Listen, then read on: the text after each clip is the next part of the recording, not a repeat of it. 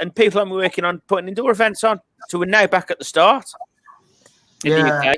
It sounds really scary. Okay, we got Nick and Vivian joining us as well. Yeah. It looks like your daughter's trying to get you to go somewhere, Ben, to go shopping with her because she grabbed the bag and everything else. So she's like, I want to go shopping or something like that. She's trying to drag you off somewhere. She's put the PlayStation on. That's what it is. She's put the PlayStation on. Bless her, behind me. So we have Vivian Lyu's China coming up. I believe we have a city, Vivian, for us for this week. Yes? Yes. Okay.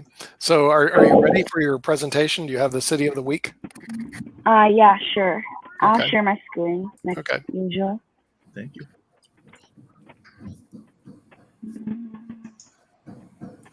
This is one of my favorite shows because I'm learning about all these different cities in China that in the United States we never hear of, so this way we get a chance to I can't wait to get a chance to travel around the world, and particularly to China. Can you see my screen? You have to share it yet? I guess you have to press share your screen. Yeah, I've already shared. Can you see? Not yet. No, not yet. Okay. How about now? Nope. No, but I hear something, but I don't see something. Okay, our tech guys are starting to show up. They're like little bugs that come around and try to fix things. So here comes Ankit. Speak about tech guys who know how to fix things. How about now? Okay, there we go. There we go. Okay, Harbin City. Yes, I see it. Harbin City. All right, yeah. Tell us a little bit about this, Vivian. Okay, so I'll give a brief introduction of Harbin. Harbin is the capital of Heilongjiang province, which borders Russia in the north. Situated in the middle reaches of the Songhua River, it is a busy river port. With several highways and roadways converging at Harbin, the city is an important transportation hub in northeastern China.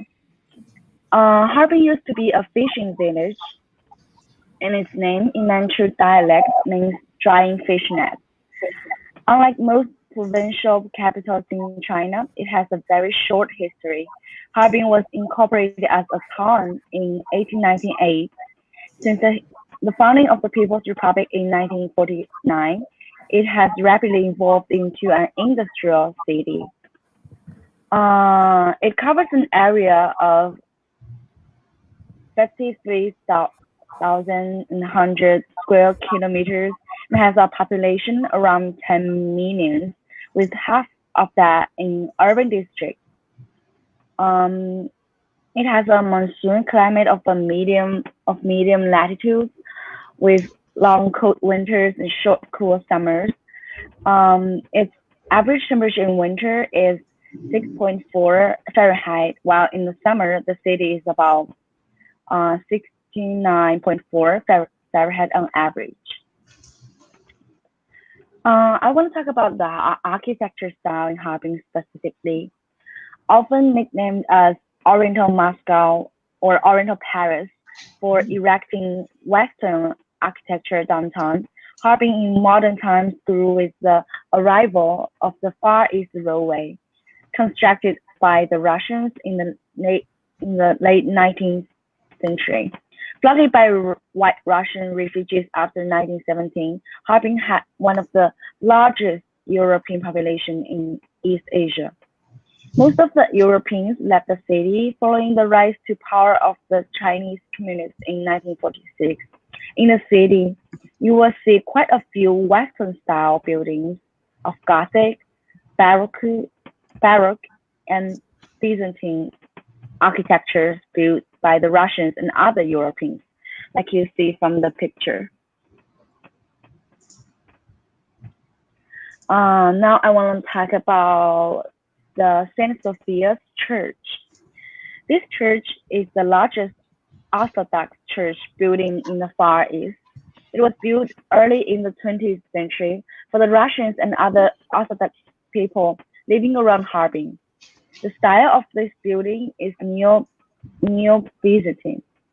The main structure is laid out in the shape of a cross with a main hall topped with a huge green tipped dome. There are smaller steeples and the domes and steeples are topped with gold-colored crosses. It looks like the church building at the Red Square in Moscow.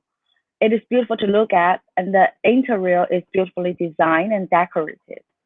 It is one of Harbin's most magnificent buildings. This church building sits on the plaza. To non-Russians, it is a highly unusual looking building. Though the building's interior was damaged after the revolution, it is still beautiful. There are icons, which are religious pictures hanging on the walls and a big chandelier. The lighting used inside the building that combines with the light coming in from the windows and the light colors used inside, such as gold and green and bright red, is really beautiful. It gives a warm and cozy feeling. And then this is Harbin Ice and Snow World, also known as Bingshui Large World. It is a unique ice and snow tourist and cultural festival. Since its birth, it has been expanding year by year, covering more than um, 750,000 square meters and consuming ice and snow over 300,000 cubic meters.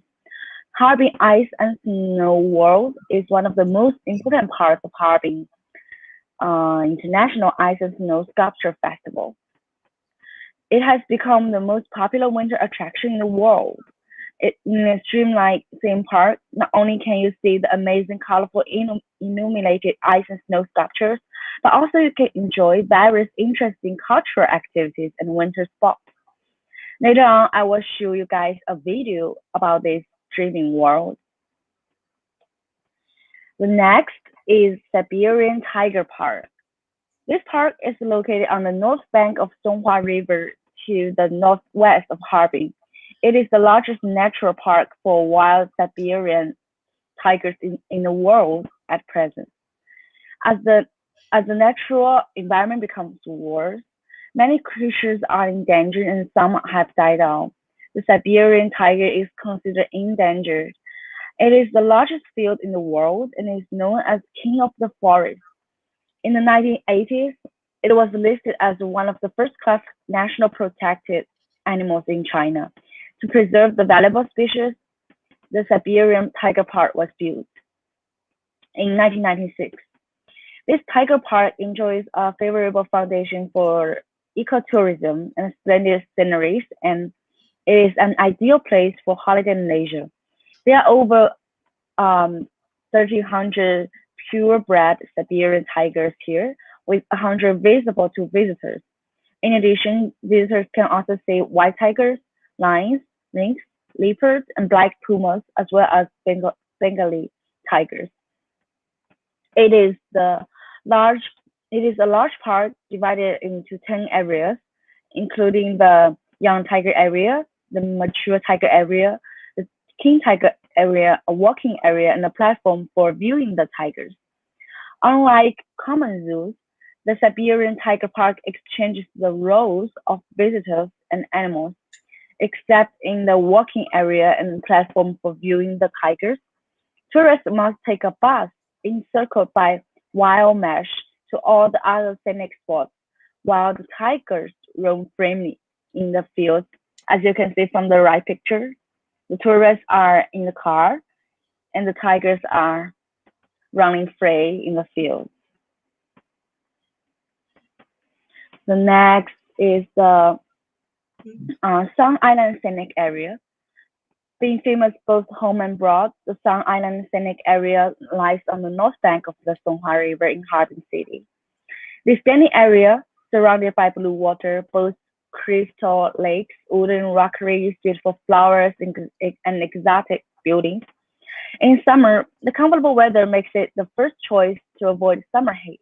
And in the winter, the spot is paradise for ice snow travel. Every year, the Harbin International Snow Sculpture Art Expo, held here, exhibits amazing ice and snow sculptures and architectures, attracting thousands of visitors. Sun Island Scenic Area consists of the Sun Island and some other small islands. The area, with more than 20 scenic spots, can be divided into three parts. Animals World is located in the north and west. The center of the garden is featured by flowers, lakes, and ice snow beauty. And in the south, Ice and Snow Series, exotic Russian series, a gallery and a memorial garden can be found. The Amazing Sun Gate is composed of 5 white ellipse gates with 4 small gates on the sides and a big one in the center. In front of the gate lies the symbol of the Scenic tremendous stone named the Sunstone. These two are the beautiful pictures of the snow sculptures. In addition to its grand international ice and snow festival, Harbin's food is also a significant and interesting part of a Harbin tour. Thanks to its close distance to Russia, Harbin's dishes draw on the influence of both its local Harbin cuisine and also Russian cuisine. The food that stresses much on the strong taste of food, with all kinds of liquid seasoning, evenly and beautifully soaked in each piece of food materials, rather than being that elegant like Cantonese cuisine. Some dishes can help you warm against the freezing weather during cold winter months, and when the summer comes, Harbin beer can help you stay refreshed on a hot day. Today, I select top 4 most representative and popular dishes and snacks for your food hunting. Let's see the left picture. This is guo bao zhou, also known as crispy sweet sour pork. This is a famous member of northern eastern style food known as dongbei. This dish uses a special sauce called tang zhi, which literally means sugar and vinegar sauce, and mostly just a combination of sugar and vinegar. And you really do taste the sweet meeting the sour with this dish, as the vinegar mingles with the sweetness of scrumptious sugar. Besides, when you put one piece of the thin pork slice perfectly wrapped in a batter into your mouth, you could get a feel of crispness as you are eating gorgeous popcorn crunch. And the right picture is called grilled cold noodles. It is one of the most famous street foods in Harbin.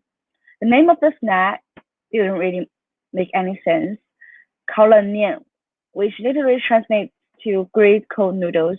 However, it is not noodles and also not cold at all, but extremely warm enough to drive the cold away. This snack is kind of delicious fried dough slices with egg, scallions, lettuce, chopped onions, and cilantro and hot sauce or tomato sauce.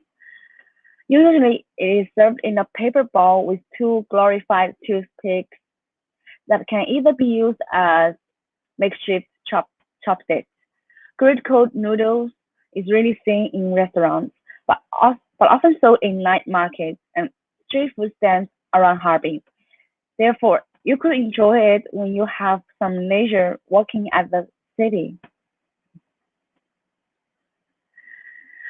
And the next one is called Harbin Dumplings. Dumplings play an important role for Harbin cuisine. To some extent, daughter-in-law must be able to make dumplings to be considered as part of the family.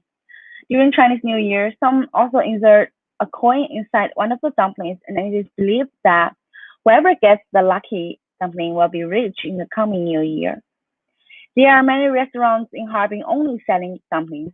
On the menu of dumpling restaurants, you could find various types of dumplings, but 2 that are always ordered are the pork and chive dumplings and pork and cabbage dumplings.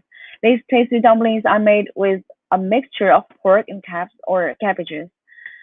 If you are vegetarians, you can order the dumplings with vegetables only, like fresh mushroom stuffing, carrots, or corn kernels. The left picture is called Harbin sausage. If you go to Harbin, sausage with irresistible European flavor is sure not to be missed. This widely welcome specialty is called red sausage because of its purplish red skin. They are cured meats made of the ingredients of flour, lean pork, a layer of casing, starch, salt, garlic, and so on. Such a treasure can be found at almost every market and restaurant in Harbin. In the restaurant, they are sliced and served on plates, and in the market, they are vacuum packed so you can buy some home as gifts. There are also sausage on sticks sold as stalls around the Harbin City. However, a random street stall is more recommended rather than one of the ice and snow world exhibitions because you'll get a bang for your buck, and the sausages will be actually super tasty and juicy. Okay, so this is my presentation, and now I'm gonna share my screen to play some videos about the Ice and Snow Large World Show and the snow sculptures in Harbin. So,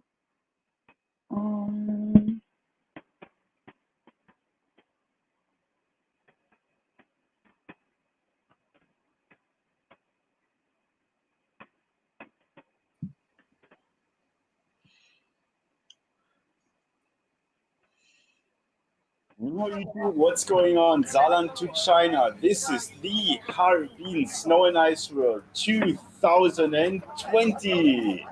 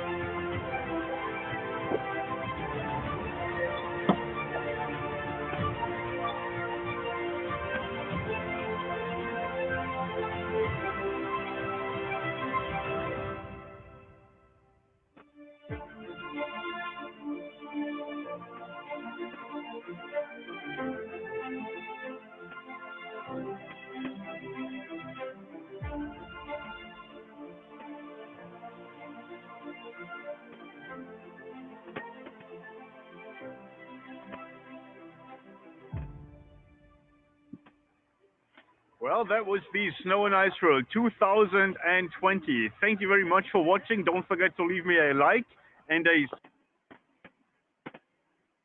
And then there's a video about the snow sculpture, which is really good as well.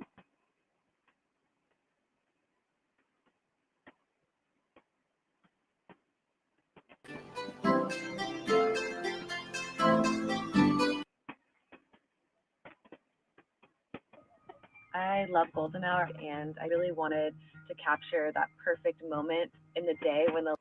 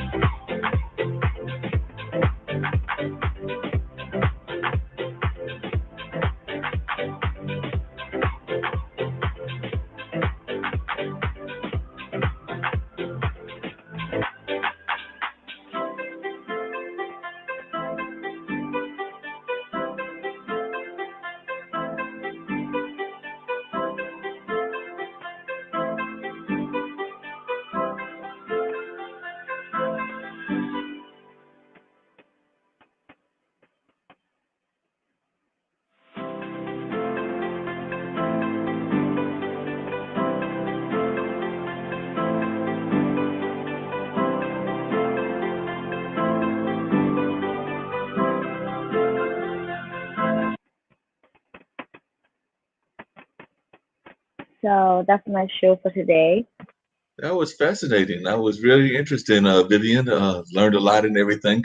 I did have a couple of quick questions. Those snow sculptures that you showed and everything, they were just amazingly fantastic. So, do you know whether they have like a team of artists or whether it's done individually, or how many people it takes to make those sculptures? Because those were very intricate artworks. I think it takes like for each snow sculpture there is a team working Okay. on it, and probably the team will do like more than one snow sculpture, but they are like collabing because it's Okay. super huge. Uh-huh. And do you time know how long consuming. those take? Like the because I saw that it was cold during part of the year, but then it's warm at other parts. And like I'm not a big fan of 9-degree temperatures, but that's freezing here and things of that nature. So do you know whether they start that in like the fall, where they start sculpting them, or did they wait until the snow falls, or how do they work that, or do you know? I think it's during the fall they will start because the weather in Harbin, in fall is cold, so Right. and it's snowing, so they can start to do the snow sculpture, and until December or February, they will present this art. Okay. Yeah, Those like I said, they were snow sculptures. amazing. I saw that they had sculpted like some animals. I think I saw a tiger and definitely saw some Yeah, castles and some different other things that they had yeah, sculpted. And I mean, they looked almost as real as the actual castles and the actual tigers, because you're shown where the Siberian tigers are kept. So, like I said, that was just fascinating. And is it kind of like Disney World? Is there like an entry fee to go in? Because I saw people walking around, or is it just there? Excuse me, for the public, or is there like an entry fee that you have to pay to go into this? it has an entry fee, but it's not expensive. It's like $5 to $6. So Oh, it's that's not cheap. bad at all. Yeah, to see that kind of Yeah, amazing artwork, that's not bad at all. So you just had to be prepared to walk around there and yeah, make sure you got your snow outfits and your coats and things of that nature. Because I saw everybody was yeah, walking around indeed. that way, because you don't want to slip and fall and things of that nature. As far as the tigers, are the tigers? I know you said that they were protected now, but and it's not as many as it used to be. One, have you seen the tigers yourself? Because I've always wanted to see a Siberian tiger, and I don't know whether I've seen one Yeah, except for maybe I at the w- zoo. I went to Harbin once. It's like 2 years ago, and I went to the park. It's like I need to sit in a car Uh-huh. filled with wires to protect us people. And there's a driver driving up to the tiger field, and those tigers sometimes, to attract those tigers, we will put a chicken, a chicken who is wild, who is alive, to put it at the back of the car to attract those tigers to come because the tigers want to eat, and Right. they will climb on our cars, and they're like, whoa, if at this time, I'm like, if at this time the door of the car is open, I'm dead. I'm dead. You're So sitting there going like, you did not want to be the chicken. You wanted to yeah, let the chickens have their food, but you didn't want to be the chicken for the tiger. I can understand that for sure. yeah. And But what is the government it's doing super to worth protect the visiting. tigers?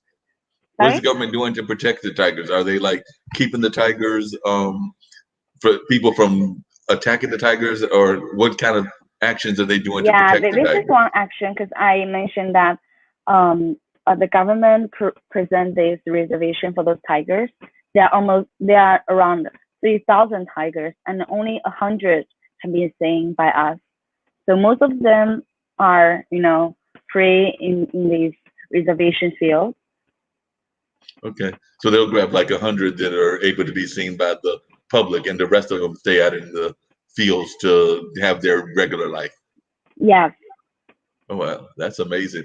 I was also impressed with the food. I actually had to step out and grab me something to eat because you were making me hungry, as you always do. Because yeah.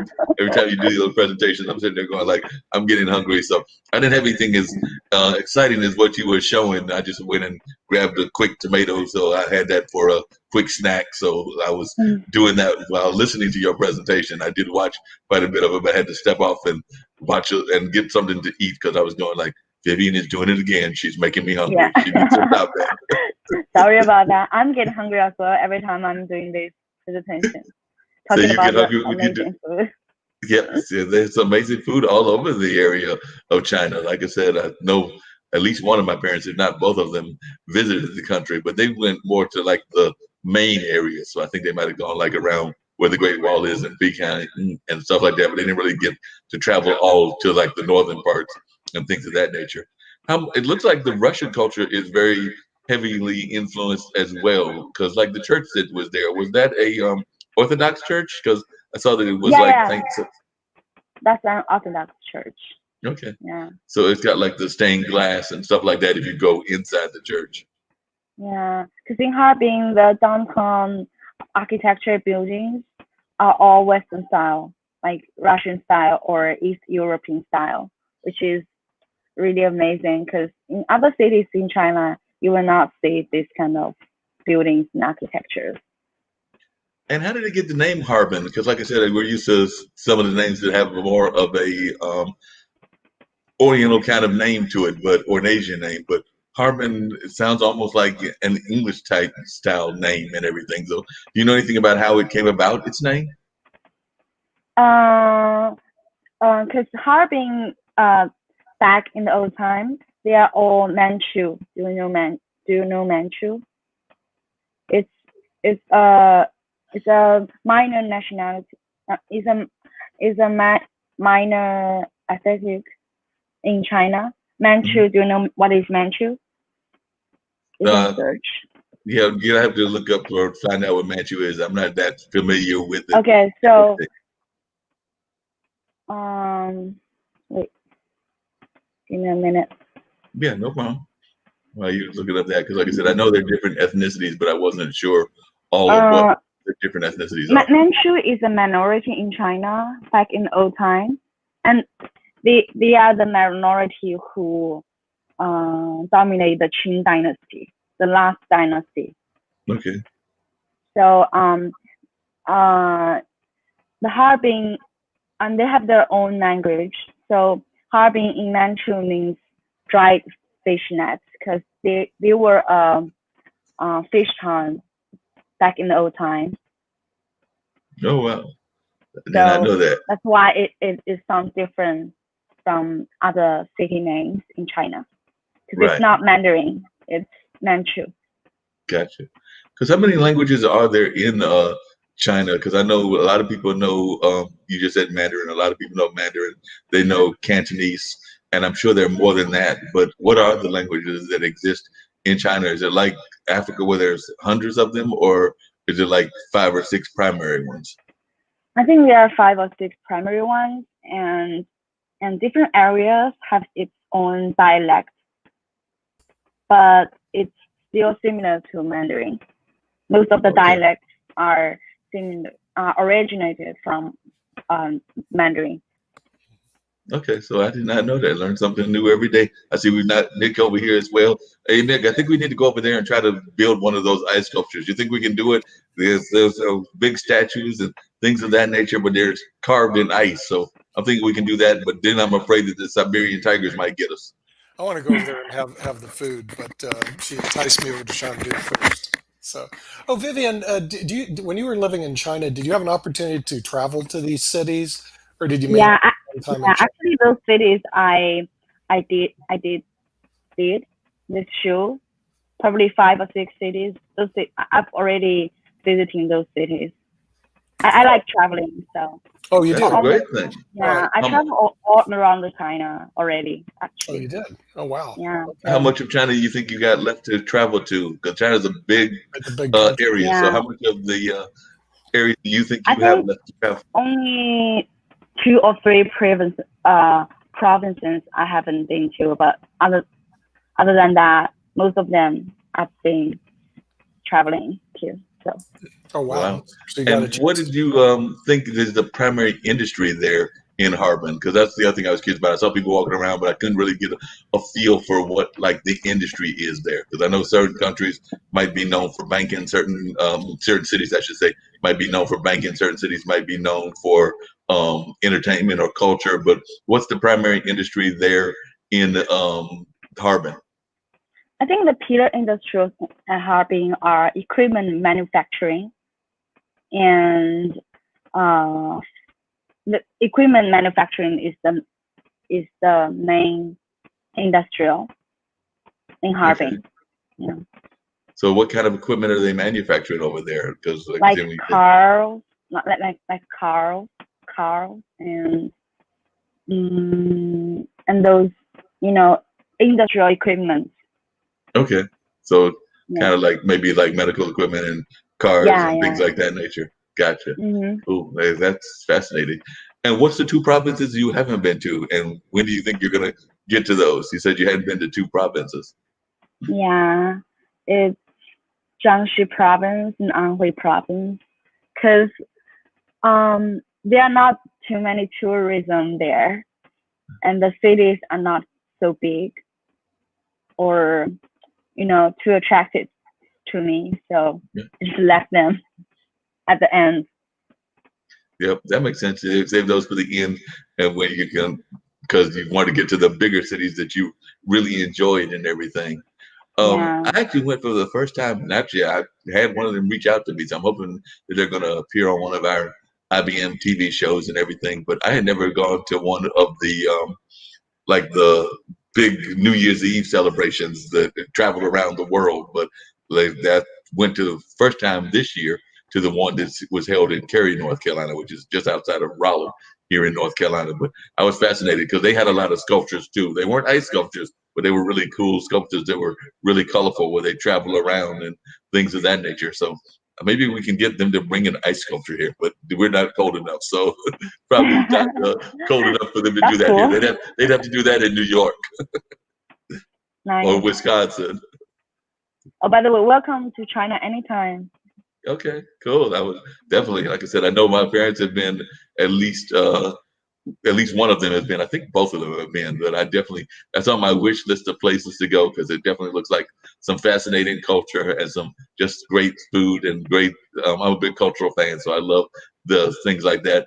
What is the Chinese music like? Because I'm a big music person. I love blues music, but I know last time you had folks that were doing those TikTok presentations and the fashion and stuff like that. But in Harbin, is it a different music scene, or is it similar where it's youth oriented, or is there a lot of traditional Chinese music? You mean during New Year's Eve? Right, and also during the ice sculpture time. Yes, there are some traditional Chinese New Year music. Okay. Do you want to hear? Yes, I'd love to hear some. Okay, but actually, they are like only, well, for me, I'm a youngster, right? For the I don't listen to those traditional or New Year's music during my, like this time. I only listen to them when the New Year's come. Like Okay, for well, we can me, wait. most of the time, yeah. For me, most of the time, I also listen to R&B, hip hop, EDM, folk, all kinds of music. So I'll find one for you for the Thank Chinese style music. Yeah, I like to hear some of the Chinese style music. Are there any Chinese rap stars or hip hop stars that are coming out right now that you're hearing a lot about, whether they're here in the States or whether they're over there back in China? Are there any like rising Chinese hip hop stars? Yeah, there are a lot because in China there are a lot of rap shows. Actually, there are 3 famous rap shows ongoing right now. I'm looking at the show every day at night. I love rap, so I love hip hop music. And if you want to listen, after I play this music, I'll find a famous Chinese rap group, which is super famous around the States. Okay, I'd love to hear them. I'd love to hear them. So let's hear this first. All right. Yeah. Now she's talking my talk. I love music. So we're going to see what Vivian can find for us in terms of both the Chinese traditional New Year's music as well as then a Chinese rap group. This is the combination of Chinese rap music and the New Year's music. Okay. I think you will like it. All right. Looking forward to it. Okay. I'll share my screen. Yeah, share the screen.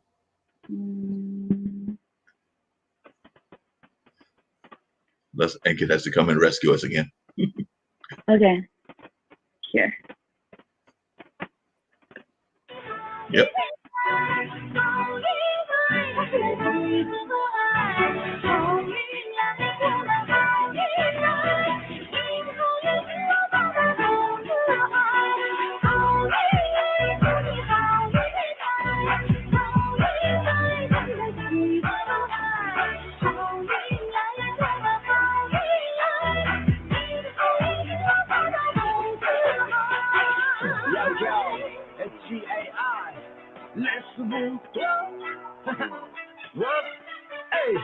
那些小事不好的事情都少来，看我如何打好手上这副好牌，要穿好鞋，要开好车，要摆起大的别说。3分甜点，7分大片，演好自己的节目。嘿嘿 ，Look at me， 我出身平凡，没得好命。嘿嘿，不说那些，在哪里困难我自己搞定。去做世纪前辈玩花，就像是做模子大厦。每天新的事情太多了，遇到困难千万不要害怕，从来不熄灭，我只信我自己。生活要开心，打消所有顾虑，从来不熄灭，我只信我自己。进去要想记住更优秀的自己。好运来，祝你好运来，好运来，它是属于自我爱。好运来，我们好运来，一起好运，我爸爸都自豪。好运来，祝你好运来，好运来，它是属于自我爱。好运来，我们好运来，一起好运，我爸爸都自豪。每天都是忙忙碌碌，为了生活反反复复，黑眼圈也越来越多，为了挣钱他不过不过，其实没得必要那么累忙，给自己放国家到处去逛，开心总不需要来不允许，好运经历时刻在你身旁，在线列事情太多，风暴也收获太少，我心思一直在磨，水很晚起的太早，暴险风从磨砺出，梅花香自苦寒来，水到山前必有路，有路必有好运来，这是好运该，还有好运海，听完这首歌要你好运来，好运该就是好运海，听完这首歌要你好运来，好运该就是好运海，听完这首歌让你好运来，好运该就是好运海，听完这首歌让你好运来。好运来，祝你好运来，好运来，它是属于自我爱。好运来，我们好运来，一起好运，我爸爸都自豪。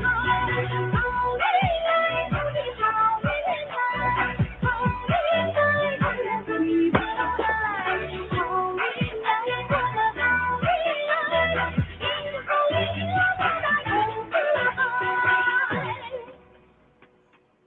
Wow, that was nice. I like that. Yeah, so that's the combination of rap.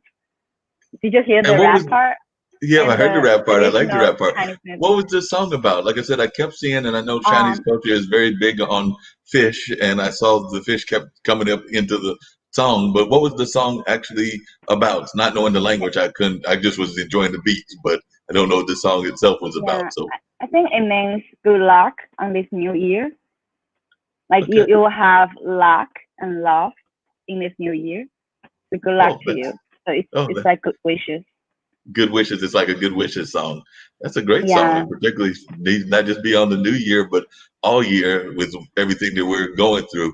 Now, you said that you're a young person. I know that you're over there in college, which means you're probably in your late teens, early 20s. But I know growing up, and I'm older, I'm like 58, a lot of folks would be listening to Chinese philosophy, whether that was my distant cousin, and yes, I'm joking, he's not really a cousin, but whether it was listening to like the old movies of Bruce Lee or watching Karate Kid or stuff Wow. like that, there was always that push about philosophy, or even the movie that I was a big, I mean, the TV show that I was a big fan of, Kung Fu, with David Carradine.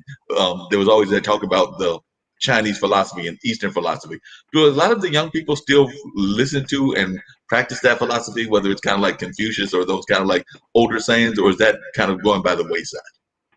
Well, I think that's kind of older thing, because back in China, if you ask who is your idol, I think most youngsters will not say Bruce Lee. But I found that in the US or in Western countries, many people will say, "Oh, Bruce Lee is my idol," like Right. that. But I think we are, how to say, I think we have the philosophy already inside our mindset. Right. So that's But deep do you think inside that a lot of our. people, you think a lot of people listen to like the philosophies of like the real ancients, like Confucius and people like that, in terms of like some of the things that they talk about that Yes, are in your age? yes. Like from when we were young, we will learn about the philosophy, like in our Chinese courses, about Confucius and other philosophers' ideas. Okay. So y'all do learn that at a very young age, and y'all keep that in your like daily life and everything, the way that you try to live the life. Yes, yes. Yeah, like I said, I was big time impressed by a lot of his philosophies. Even Nick knows about Confucius. He knows about Everybody Confucius. knows about Confucius. Confucius is famous all over the world. So Yeah. yes, everybody knows about Confucius. Everybody knows about the good Chinese food. I wish I could find some here, but there's a couple places. We got some Chinese folks in. We got the Chinese places here You're in to show me this where they are area. in the Raleigh-Durham area. When I was in Sanford, there wasn't any, Mark. What's in Sanford? There are some places in Raleigh-Durham. So I know there are a couple of places that we could go to that have got some good Chinese food. I was going on a plane, go to Chengdu, and get some real Chinese food. I think that would be a great idea. Yeah. Welcome anytime. Yeah. And then we could also actually do some filming while we're there. But I got to just make sure that we clear everything with the Chinese authorities, that they know we're not doing anything wrong or bad or anything. But IBM TV's goal is not to do anything wrong or bad. So we're all about positive and things of that nature. I did see that castle that she showed. It was like the big castle before the church, and I think that's where we need our conference at. We're trying to find a place. So I think that's the place. I'll talk to Vivian. We'll find a place for our IBM TV Awards in China. We just got to find the right location, but it's a place that's on the list that definitely want to go to as soon as this coronavirus. But my curiosity, Vivian, see, my Chinese Mandarin is very weak, but you speak English very well. Do you learn English like you're in high school or? Yeah, I know English from middle school, but it's just only a small subject. We have like 6 main subjects, and English is one of them. Oh, but really? Okay. Yeah. But you started mainly in middle we do school. like reading and those tests on English grammar, like reading or writing. But spoken English is not that test part in China. Okay. Yeah, because the thing is, I was trying to figure out, my Mandarin isn't really that good, and I don't speak Cantonese at all. So I was going, well, if I go to China, I was able to go to Russia and get around without hardly knowing any Russian language. I usually pull out the books and I start flipping through, studying it. And then when people talk, I can't understand them. I'm going like, okay, you're too fast. So if I went to China, would I be able to get around just knowing very little Chinese and English then?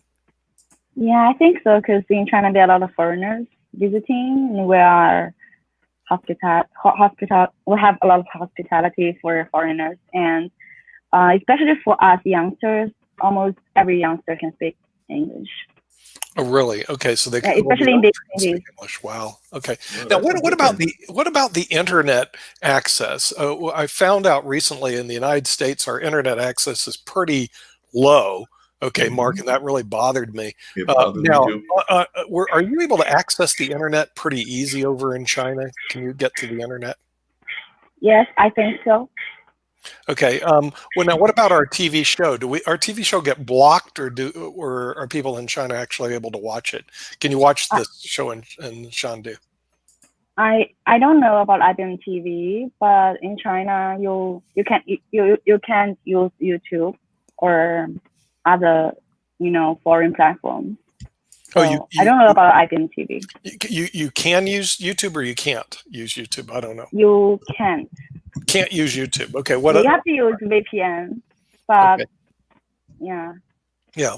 Well, we'll see. We beam through the World Wide Web, and we also rebeam through YouTube. We rebeam through Facebook. We're on a lot of platforms, but I'm not familiar with what platform we would have to be on to be in China. Is there a particular platform or thing that people watch over there? Yes, there are a lot of like video apps, but it's more like Netflix or Chinese style Netflix or Chinese style Disney Plus. But we have our own video platform. Oh, really? Okay. All right. Yeah. So, yeah, I'm, what we'll do, Mark, we're going to talk to Holmes Stoner, who's the chairman of the American International Chamber of Commerce. And he's practically lived in the United States and lived in China. And he probably knows, because he's been in media, knows the ins and outs, how to get our platform on China if we're not already on. But like I said, for me, totally unfamiliar with how we'd get IBM TV. Apparently, we are being beamed into, he told me, Vietnam Thailand, Burma. I think you said Cambodia or something like Cambodia. that. Yeah, we're in all those countries right now, but he never mentioned China. And I was going, oh, China's the big country, baby. They got lots of people. And so I'll have to work with Holmes and say, okay, Holmes, how do we get into the China? Because he probably knows the secret sauce, whatever buttons you got to push to. He knows the right people to get in touch with, and I'm sure that he'll make it happen because he's just that kind of guy. So he's definitely going to have it happen. He'll be able to Vivian, how much of, when you're in California, when do you get a chance to speak your native language, or do you speak it mostly because I'm thinking you're with the students, you're speaking English, but how often do you actually speak your native language? Like a lot, because there are a lot of Chinese friends around me. So when we are together, we speak Mandarin. Yeah, but are they Chinese friends from China, or are they Chinese friends from the U.S.? Because remember, the Chinese have been in the U.S. for a long, long time. I think most of them are from China. They are just like me, come here for college. But some are like native speakers. Yeah, but you're going to school in Berkeley, but right now you're still in Southern California, right? Yes. Okay, you still have people forget about the Chinese connection to even the American West, because like I said, in terms of American development, when we started going out to California and all of those Western states, the Chinese population was very much involved in kind of the construction areas of that. I know there were a number of Chinese workers that were involved in like the rails and different other kinds of things. I mean, they were not treated the best in that situation and oftentimes were exploited, but they were definitely a part of the expansion of the United States to the West Coast. So yeah, you're right, Nick. China is a rich history here. And they were big up in Seattle area where I was at, and also in Vancouver, British Columbia. As a matter of fact, in Richmond, if you ever happen to go up to Canada, there's a place called Richmond, which is right next to Vancouver, and it is just a pure Chinese community. You wouldn't know it because it says Richmond. You go, okay, Richmond is another British city, right? British Columbia city. Then you get there, and it's all Chinese city. And we had dinner there once, and the best Chinese food. I mean, it was like unbelievable.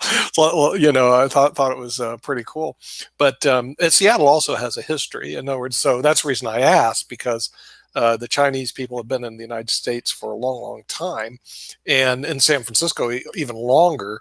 And so I thought, well, if you're running into people from China who speak Chinese, or people from America that speaks Chinese because they've been there for so long. I mean, generations. I have to share a story with Vivian. I may have showed it before on this show, but it was an amazing story that a friend of mine went through, and that's that they were at a Chinese restaurant. Unfortunately, Nick, this Chinese restaurant is no longer around. It's now another type of restaurant, but it was a Chinese restaurant, and they went there and they were basically having a conversation, and the folks were upset, and I don't know why they were upset, but they were upset at some of the people that came with my friend Shelly Stone Cipher, and it was a group of mixed people, all kinds of folks, and they were having this conversation. And I think that the owner of the restaurant, whoever he was a little mad at the folks, and he basically cursed them out, but he cursed them out in Mandarin.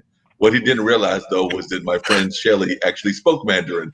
So she actually stopped in the middle. It was like, we need to leave this restaurant because they've just basically cussed us out. So they don't want us here and they don't need us here, because what the guy did not realize was that he was cussing them out in Mandarin, but he didn't realize that Shelly, who was a European American, had actually studied and knew Mandarin. So she basically ushered them away because he thought he was getting away with cussing somebody out because he thought he was doing it in his language and nobody would understand the language, but he was fooled. He was wrong. Okay, they do. Yeah, I mean that's the great thing about this place. But you know, we're at the hour, and we have I think Sasha's coming on with his investment show, so we're going to have to wrap up here. I do want to thank Vivian and see what we're going to do with your show. What I want to talk to our developers is we'd like to cut it off to a 1-hour show, put in intros and exits, and this way people can see it, because I've already talked to a lot of people. They love your show. They love that yes. Okay. Thank you. You have a fan club. We're going to rename it Vivian Lyu's China. Just like you probably haven't seen it, but if you go PBS, you'll see Rick Steves Europe, like he owns Europe. Well, we'll have Vivian Lyu's China. I'll have our developers work with you to get an intro and an exit on it, so that this way, because once you have that 1-hour show, then we can beam it to all these interest groups that already express, hey, they would just, I hate to say it, Mark, they don't want to see the rest of our show today. They just want to see her show. And no, she does a great job. I'm impressed with Vivian and what she does. She does an amazing job. I think that she is a great host, and I've done hosting for a number of years in the radio world and now the TV world with IBM.TV. So definitely, I think you are a great hostess, and you do a great job of capturing what that whole area of China is like. So I just wanted to share the same kind of compliments that Nick was giving you. I think that you do an amazing job. I do have to tease you though. You're spelling your name wrong, because like I said, you're doing Lee with the LYU. It's supposed to be like mine, and Bruce it's supposed to be like LEE. So I have to tease you. You're spelling your name wrong. But the thing is, the funny thing is, they go, well, we got to scroll through all this Startup Wednesday to get to Vivian Lyu's China. It's always like they want to see your show, not our show. So I felt so jealous, but at the same time, we all love your show. So we're going to be working on that, and hopefully we'll be able to see you next week at Vivian Lyu's China. And we do want to thank our viewers for coming, and we're going to get the airplane ready, and we're going to take off.